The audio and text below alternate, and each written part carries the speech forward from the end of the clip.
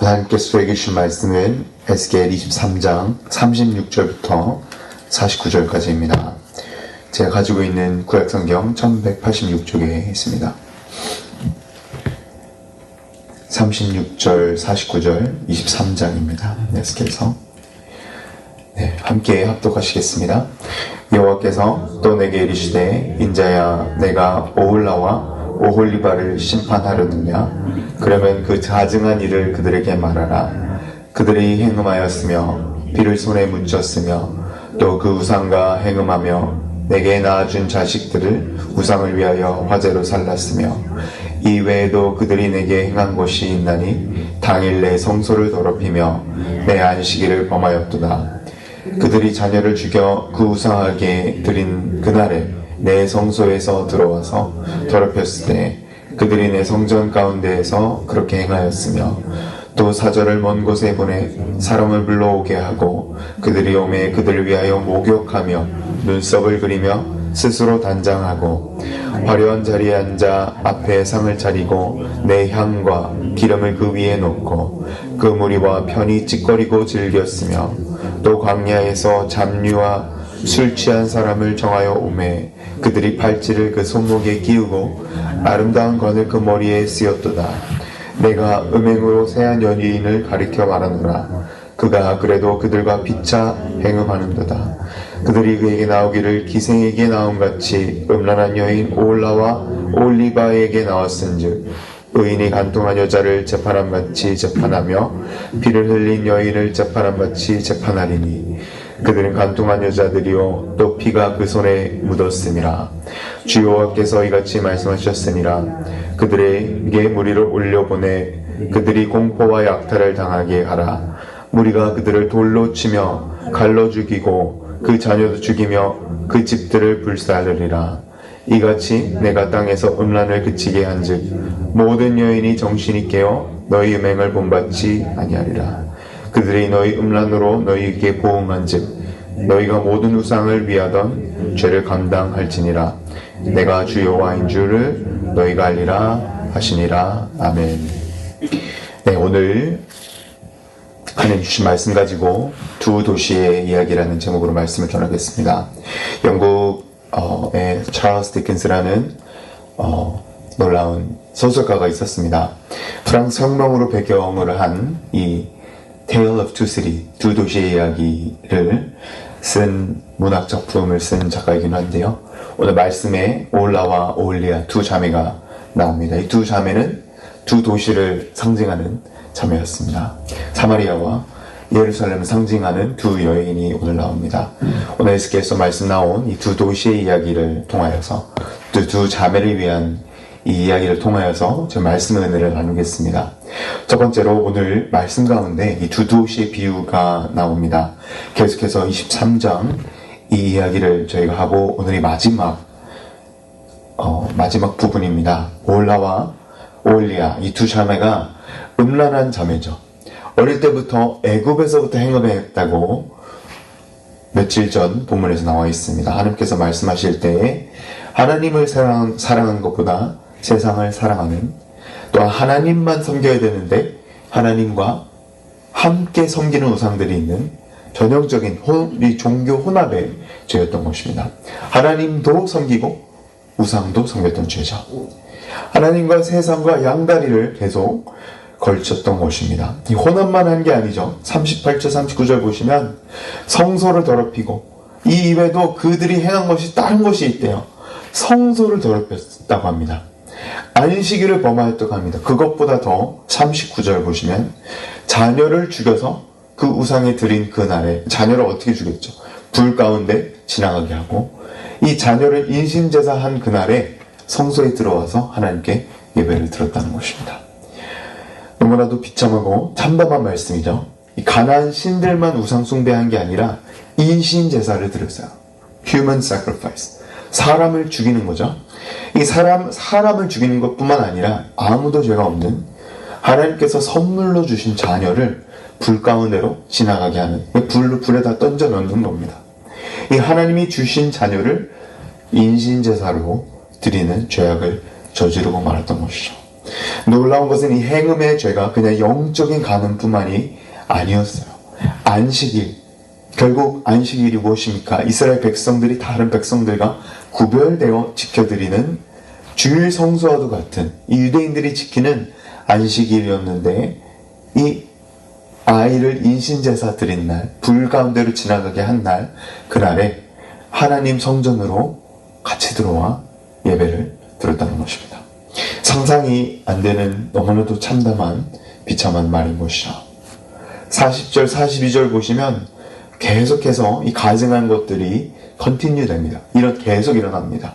어떻게 하냐면요, 사신을 보내서 다른 나라들 사람들을 오게 하고 그들을 위하여 목욕하고 이렇게 단장하며 눈썹을 그리고 향과 기름, 하나님께 올려져야 할 향 분향하는 것이 성전 안에 일어났고, 기름이 계속 부어져서 하나님의 성전 안에서 촛불이 계속 꺼지지 않았어야 되는데, 이 하나님께 드려야 될 향과 기름을 본인에게 치장하는 그런 것으로 하고, 또 향과 기름을 상위에 넣어서 다른 이방 나라들에게 선물로 주었다는 것입니다. 하나님께 드려야 될 것이 이방 나라들, 이방 사람들에게 내놓아지는 그런 것이 일어났던 것이죠. 그 42절 보시면 그 무리와 편히 찌꺼리고 즐겼으며 광야에서 잡류와 술 취한 사람들 청하여 오매 그들이 팔찌를 손목에 끼고 아름다운 관을 머리에 쓰었도다. 이방인들과 계속 행음하기 위해서 치장하고 아름다운 관을 쓰고 팔찌를 끼고 나갔다는 것이죠. 이 성전에 쓰여지는 것, 그냥 치장한 것이 아니라 성전 안에 쓰여지는 성물도 이 음행하는 것을 이용하게 되는 일들이 일어났던 것이죠. 사랑하는 성도 여러분, 저희도 똑같습니다. 똑같다는 것이죠. 저희의 모습을 얘기하는 거예요. 저희가 하나님 앞에 예배하러 오는데 죄 가운데 예배드리고 죄 가운데 사역합니다. 죄 가운데 일하고 죄를 짓고 또 하나님 앞에 나옵니다. 오홀리와 오홀라 이 두 도시를 상징하는 여인들이 결국 저희 모습이라는 것이죠. 딱 하나의 예화로 제가 정리해 보겠습니다. 여러분, 제가 결혼식에 요즘 많이 가졌는데 제 친구들이 좀 많이 결혼할 때가 있었습니다. 이 결혼식의 주인공은 신부예요. 신부가 이제 입장하면 이 양옆에 앉아 계신 분들이 일어나서 신부 입장을 바라봅니다. 근데 이 예화 안에서 이걸 생각해 보시기 바랍니다. 하객들이 일어나는 유일한 순서가 신부 입장하면 이렇게 이 가운데에 신부가 나오면서 신랑과 여기 남편들의 groomsmen 다 여기 있죠. 신랑 앞에 기다리고 있는데 그 주례하는 사람이 신부 입장하면 신부가 이렇게 아이를 가운데 이 채플의 가운데 걸어오지 않습니까? 그런데 이때 한번 상상해 보시기 바랍니다. 신부가 입장하고 신랑한테 걸어가고 있는데 신랑에게 눈을 마주치지 않냐고 다른데 눈이 팔려 있는 것입니다. 하객들 가운데 좀 이렇게 왼쪽에 잘생긴 남자가 있어요. 그럼 그 남자한테 가서 있고 또 오른쪽에 진짜 좀 어트랙티브한 정말 끌리는 남자가 있어요. 이런 장면이 펼쳐진다면 그 결혼식은 망한 것이죠. 그런 것이 오늘 오홀라와 오홀리아 이 두 도시 가운데 일어났다는 것입니다. 그 예화 가운데 신랑은 하나님이시고 걸어오는 신부는 오홀리아 오홀라였던 것입니다. 만일 이런 것이 계속 일어나고 있다면, 저희 가운데도 일어나고 있다면 하나님만 바라보고 나아가야 되는데 자꾸 왼쪽 오른쪽 치우친다면 이것이 하나님 원하시는 것이 아니라는 것이죠. 주 안에서 사랑하는 성도 여러분, 하나님이 오직 원하시는 건 주만 바라보는 어린 양이신 예수님이 신랑이신데 주 예수 그리스도만 바라보고 나오는 순결한 신부를 원하신다는 것입니다. 오늘도 말씀에 오홀리아와 오홀라의 죄를 저희가 반면 교사 삼고 하나님께 진정한 회개로 돌아와야 한다는 것입니다. 이것이 하나님을 너무나도 마음이 아프게 하는 그냥 몇천 년 전 쓰여진 우상숭배의 것이 아니고요. 오늘 저희의 모습이라는 것입니다. 이 말씀을 새기시고 마음에 새기시고 회개로, 진정한 회개로 하나님께 돌아오시는 저와 성도 여러분 되시길 간절히 소망합니다. 저희 두 번째로 43절, 44절 함께 읽어보시겠습니다. 내가 음행으로 세한 여인을 가리켜 말하노라. 그가 그래도 그들과 피차 행음하는도다. 44절입니다. 그들이 그에게 나오기를 기생에게 나온같이 음란한 여인 오홀라와 오홀리바에게 나왔은즉. 두 자매 이름이 또 나오죠. 이 예루살렘과 사마리아와 같은 똑같은 양다리, 양면성을 가지고 있었다는 것입니다. 제가 처음에 말씀드린 찰스 디킨스의 두 도시의 이야기라는 문학작품은 그 당시 그 시절에 최고의 시절이자 최악의 시절이었다라고 이렇게 시작합니다. 이 소망과 낙관주의가 넘쳤던 프랑스 혁명 때 쓰여진 문학작품입니다. 그 정치가 결국에는 정말 희망과 소망으로 끝날 줄 알았는데 결국에는 공포의 정치로, 단두대 아시죠? 프랑스의 단두대. 이렇게 공포의 정치로 끝났던 그 시대를 이렇게 한 문장으로 이렇게 길게 썼다고 합니다. 이 한 문장이 되게 긴데요. 이렇게 길어야지 출판사에서 또 돈을 많이 받을 수 있어. 길게 썼다고 합니다. 이렇게 써져 있습니다. 찰스 디킨스의 두 도시의 이야기 이렇게 시작해요. 최고의 시절이자 최악의 시절이었다. 지혜의 시대이자 어리석음의 시대였다. 믿음의 세계이자 의심의 세계였고 빛의 계절이자 어둠의 계절이었다. 희망의 봄이면서 절망의 겨울이었다. 우리 앞에는 모든 것이 있었지만 한편으로 아무것도 없었다. 우리 모두 천국으로 향하고 했지만 우리 모두 다 엉뚱한 방향으로 걸어가고 있었다. 이렇게 시작을 해요.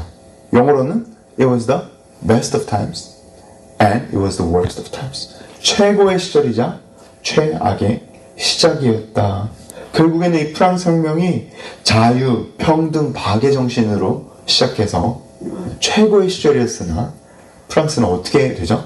또한 또 공포의 정치에 프랑스 단두대에 사람들이 막 사형당하는 피비린내 나는 최악의 시절로 빠지고 말았던 이 두 도시의 이야기의 주제인 것이죠.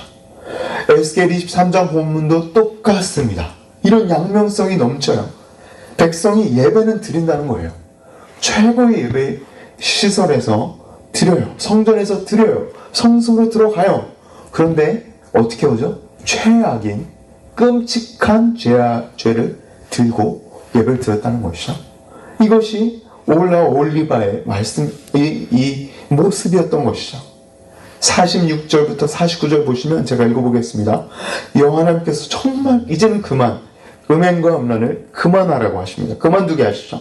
주 여호와께서 이같이 말씀하시니라. 그들에게 무리를 올려보내매 그들이 공포와 약탈을 당하게 할 공포와 약탈을 당하게 할 것이래요. 그래서 음행하는 것을 하던 나라 중 하나 바벨론에게 약탈당하게 하실 거예요. 47절 보시면 무리가 그들을 돌로 치며 칼로 죽이고 자녀도 죽이며 그 집을 불사르리라. 47절에 자녀까지 죽이신대요. 48절 49절 보시면 이 땅에서 음란을 그치게 할 거래요. 모든 여인이 정신이 깨어서 음행을 더 이상 하지 않고 본받지 아니하리라. 49절 보시면 음란으로 너에게 보응한즉 너희가 모든 우상을 위하던 죄를 담당할지니라. 그때 내가 주 여호와인 줄 너희가 알리라. 여러분, 왜 하나님께서 이렇게 심판하십니까? 최악의 때 그리고 최고의 때인데 이 죄의 양면성 가운데 그리고 죄의 혼합 가운데 하나님을 섬기되 죄도 같이 섬기는 겁니다. 이럴 때 이 심판을 하실 때 이곳에 하나님의 사랑이 있다는 것입니다. 하나님께서는 오홀라 오홀리바 두 자매, 이 두 도시를 상징하는 두 자매를 진노해야 마땅한 것입니다. 여러분, 신부가 불륜을 저질렀으면 진노, 화내는 게 마땅한 거예요. 불륜이 일어났는데 진노하지 않고 화내지 않는다면 정말 그 신랑이 신부를 사랑하는 걸까요? 음행 해도 돼.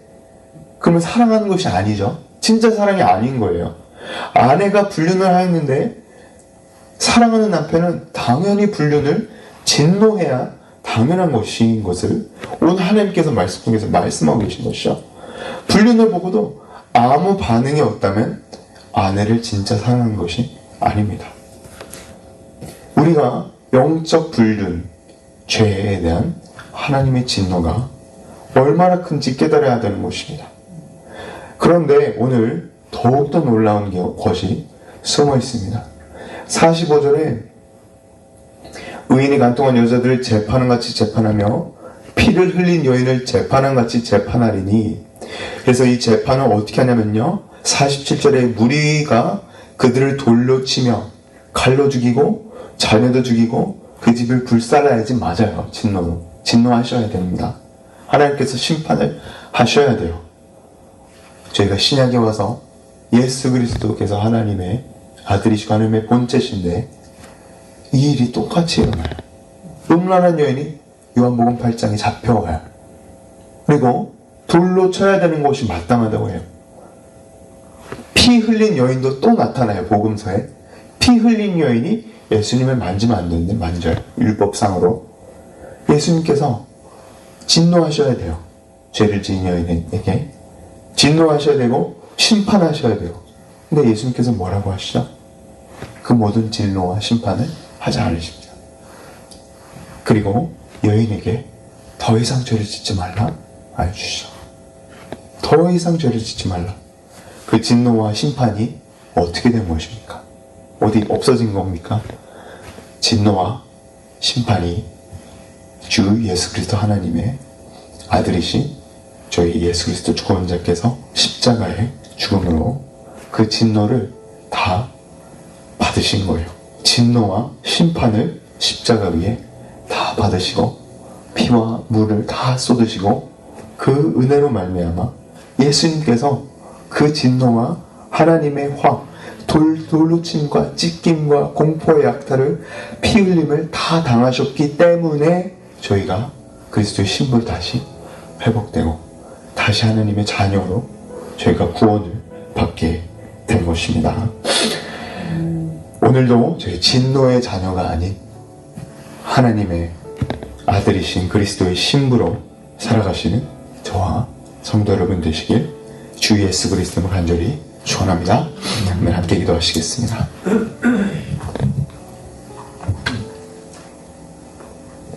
하나님 아버지 감사합니다. 오늘 두 자매, 두 도시의 이야기 에스겔 말씀 통하여서 저희가 말씀해 주시고 저희가 더 이상 만일 하나님도 섬기고 죄에도 빠져 있다면 주님 이 시간 저희가 회개하며 주님께 진정한 회개로 나아올 수 있도록 도와주시옵소서. 주님께서 옷만 찢지 말고 너의 마음도 찢으며 나에게 나오라. 이 백성은 입술로만 나를 찬양하고 예배하지 마음은 너무 멀리 떠나 있다. 이런 경고의 말씀들이 저에게 하는 말씀이 아닌가 오늘 묵상해 봅니다.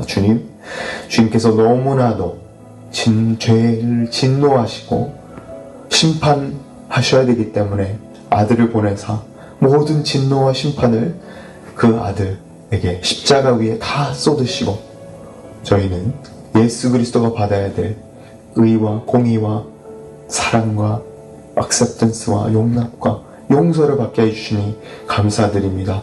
주님, 이 은혜를 저희가 잊지 않고 주님께 나올 수 있도록 오늘 이 시간, 이 아침 시간에 나올 수 있도록 도와주시옵소서.